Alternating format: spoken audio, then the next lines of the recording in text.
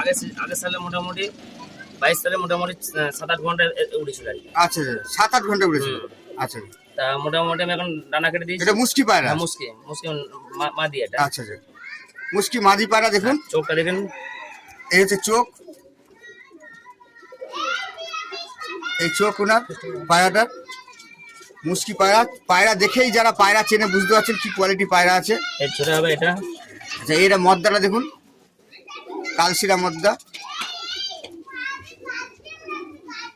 এই মদ্দা এর মাকে নিয়ে আসা হচ্ছে আমার বেনারস থেকে। ও এর মাকে বেনারস থেকে।